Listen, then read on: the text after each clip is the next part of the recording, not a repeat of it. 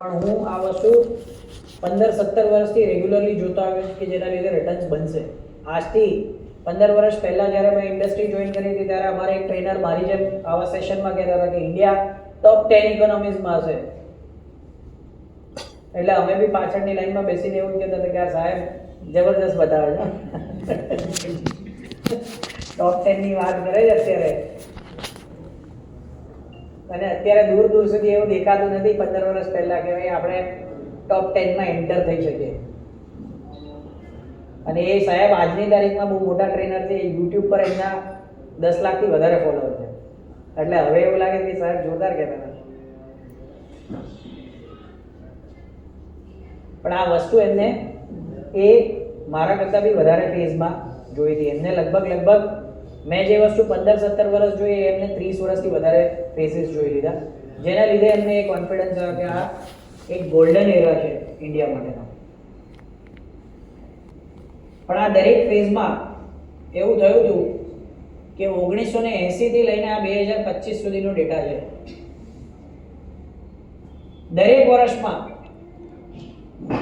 મેં જ્યારે રોકાણ કર્યું ત્યાર પછી જેવું જોયું કે 10-15% કે 20% માર્કેટ તૂટ્યું હતું. મને એવું લાગ્યું કે યાર મને જ પધરાવી દીધું એકદમ ઊંચા ભાવે. થાય ને એવું.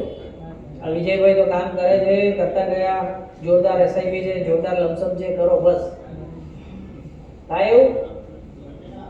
અને લોસ જાય જો એ 6 મહિનાથી વધારે, આ તો સમય ચેન્જ થયો આજે કે અઠવાડિયામાં, એટલા માટે બધા હસતા ચહેરા છે. પણ બાકી એવું હોત કે ઘણી વાર એવું બી થાય કે જે ઇન્ટરમીડિયેટ હોય ને એવું કે અત્યારે માણસો ભેગા કરવામાં સાહેબ બહુ મજા નથી, શાંતિથી આવો ઓફિસ, ચા પીવો, મારી જોડે વાતચીતો કરો જે કરવી હોય. હા એવું વિજયભાઈ. એની જગ્યાએ આજે એમને એવું કીધું હતું કે આપણે 70 થી 100 માણસો આવશે, તમારે થોડી ડિટેલ આપવાની છે કે આ કેવી રીતે આગળ હજી વધારે કરાવી શકાય. કે ફરીથી હાઈ થઈ જાય એ પછી ઇન્વેસ્ટ કરીશ તો પાછા એ જ લોકો કહેશે કે યાર તમે યાર નીચેમાં કીધું નહીં, નીચે હતો ત્યારે તમે દેખાયા નહીં, અને માર્કેટ ચાલી ગયું, બધું પતી ગયું. હવે મને ખબર પડી ગઈ કે હું જ રહી ગયો, બાકી બધા આગળ ભાગી ગયા અને મારો પોર્ટફોલિયો ના વધ્યો. તો એ વસ્તુ થાય એના કરતાં બેટર અત્યારે ટ્રાય કરીએ તો કદાચ થોડા લોકો એનો લાભ લઈ લે તો એ બીજા થોડા લોકોને કહેશે કે મેં કર્યું હતું ને આવું થયું. પણ આ દરેક ફેઝ દરેક વર્ષનો બતાવે કે જે 10 થી 20% રિટર્ન ઉપર જે પીક લેવલ હતું ત્યાંથી નીચે આવ્યા હતા, પણ છતાંય વાર્ષિક રિટર્ન એ પર્ટિક્યુલર પીરિયડના પોઝિટિવ હતા. એટલે દર 4 માંથી 3 વર્ષ લગભગ પોઝિટિવ રિટર્ન આવ્યા હતા કેલેન્ડર યરમાં.